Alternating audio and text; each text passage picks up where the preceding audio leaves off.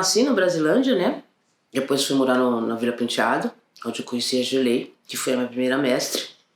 Eu tive a sorte de ter uma primeira mulher, né? Minha mestre ser uma mulher, né? De percussão ser uma mulher.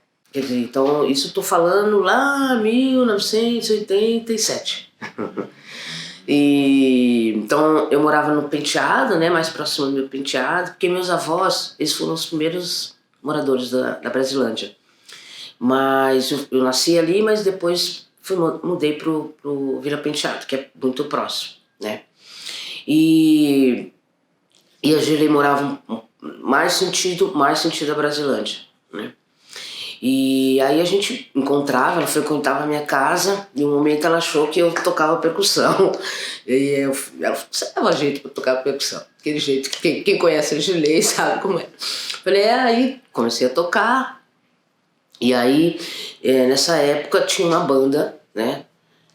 Que era dirigida por ela, inclusive, que chamava Banda Lá.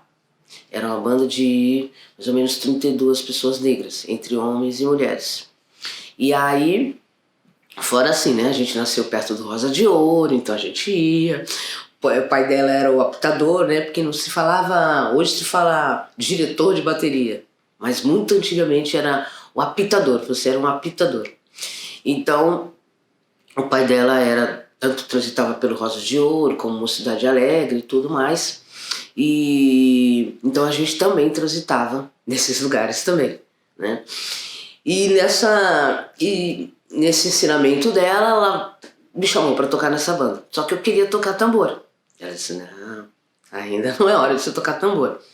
Então eu fui tocar chequerê. Então eu fiquei muito especialista, eu fiquei, sei lá, 4 anos. É um momento de aprendizados mesmo, né? Porque a gente tem que passar por isso. Às vezes a gente quer logo tocar o tambor. Não, começa antes, né? Entende o que é o corpo do tambor, o que é o couro, para depois você, né?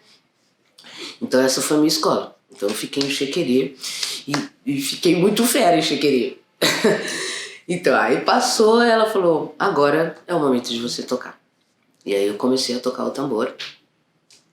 Aí isso eu já tinha, sei lá, acho que eu tô falando 17 anos, 17, 18, acho que eu já tinha uns 18, 19 anos.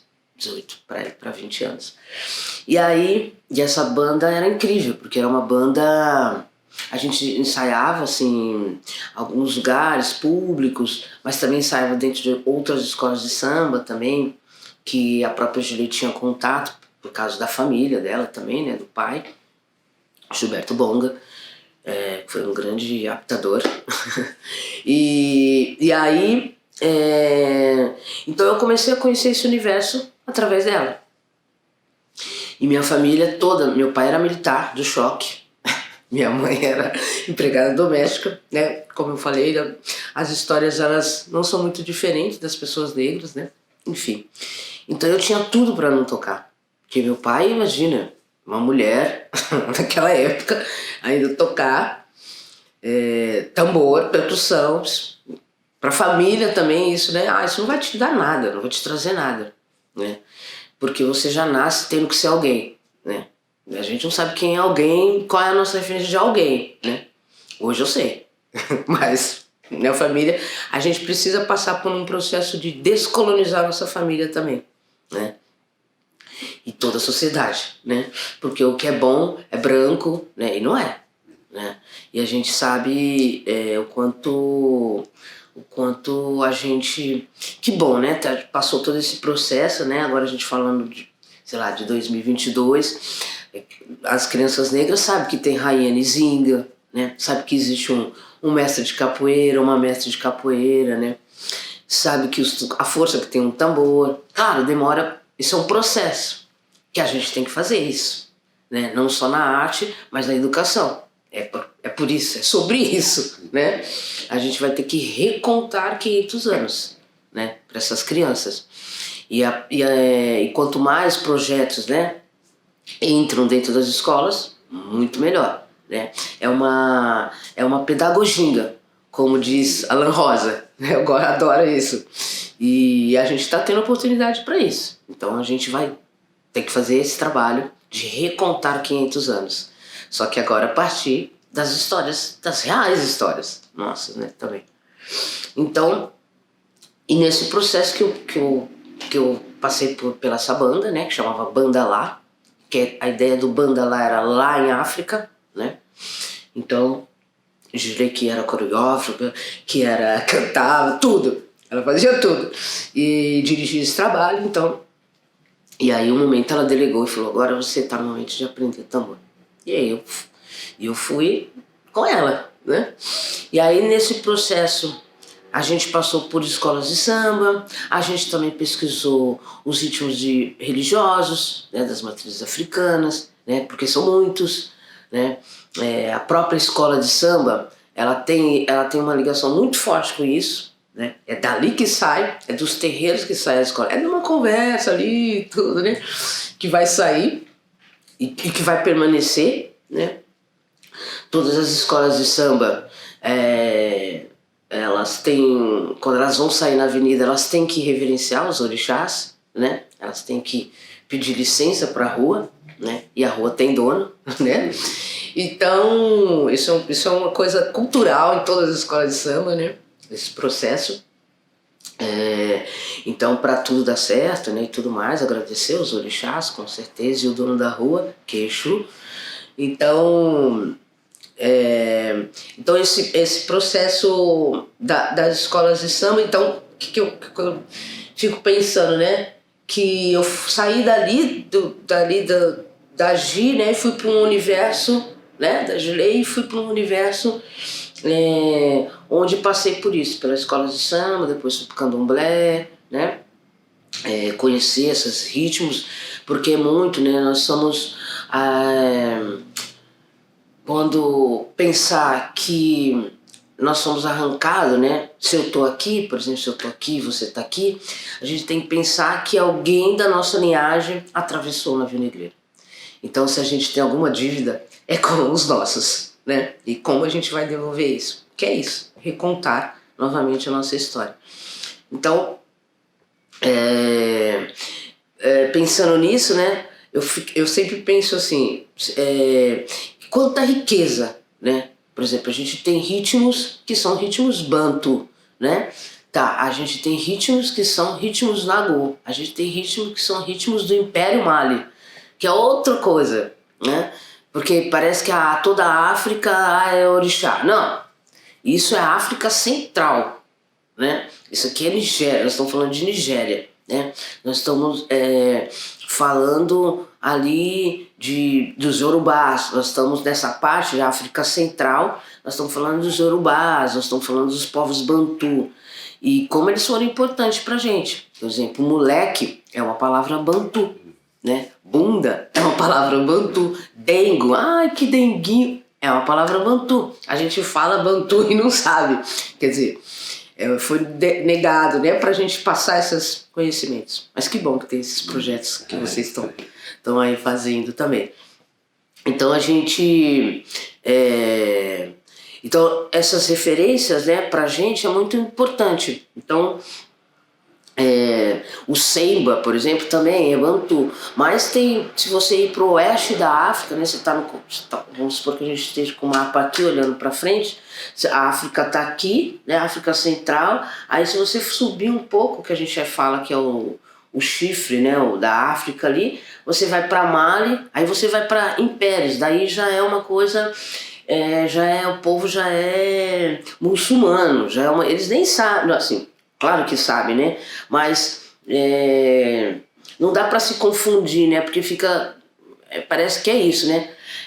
É que nem dizer que a nossa escola, que a nossa história começa a partir do navio negreiro.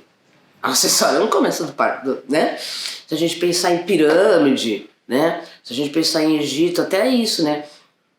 Porque quando se fala... como que é? Quando... até para as pessoas acharem que o Egito estava em África, né? Demorou. Mas por que demorou? Porque se coloca a Elizabeth Taylor, uma pessoa branca, fazendo a Cleópatra, é óbvio. É que nem achar que Chiquinha Gonzaga era uma mulher branca, porque Regina Duarte faz o papel dela. Ela não é. Ela é uma mulher negra, Chiquinha Gonzaga. Foi, né? Enfim. Então toda essa... E tudo isso que eu falo é o tambor que me deu. Porque eu fui... Daí eu fui para a escola de samba, daí eu fui conhecendo pessoas, as pessoas foram me conhecendo, eu fui atrás. Aí tive a oportunidade de estar numa... ser convidada... Se eu tô cortando o processo, tá? Porque senão minha história é muito grande. E aí depois eu fui chamada para estar na frente de um bloco afro, né, em São Paulo, também, que chamava Oriaxé. E aí ficamos uns 4 anos, aí eu era regente, né, desse trabalho. Gilei cuidava, e a Gilei junto com a Gilei é quase o Damião. E aí eu fui chamada para fazer esse trabalho no Oriaxé. Esse trabalho durou uns 6 anos, era uma bateria mista, né, de homens e mulheres. Terminou, a gente ainda era muito jovem, assim, sabe? A gente ainda era muito doida, assim, a gente não tinha essa, né? Não tava com esses cabelos brancos, né? Tem um processo, a gente teve um processo para amadurecer também as nossas histórias.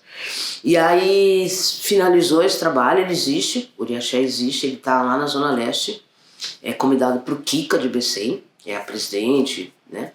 E hoje ele é comandado por mais de, acho que, sei lá, umas 10 mulheres, todas Yalorixás, todas mães de santos.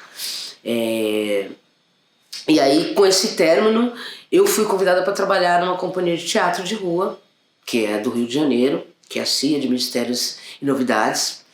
E nessa época, o Gilei foi para um caminho e eu fui para outro. Aí a gente se separou. E aí eu fui convidada para trabalhar nessa companhia. Então foi aí que eu tive também uma outra experiência de rua, porque é o teatro de rua, né? Isso que eu faço com esse trabalho, que aí é o grande trabalho, que é uma bateria de 450 mulheres, né?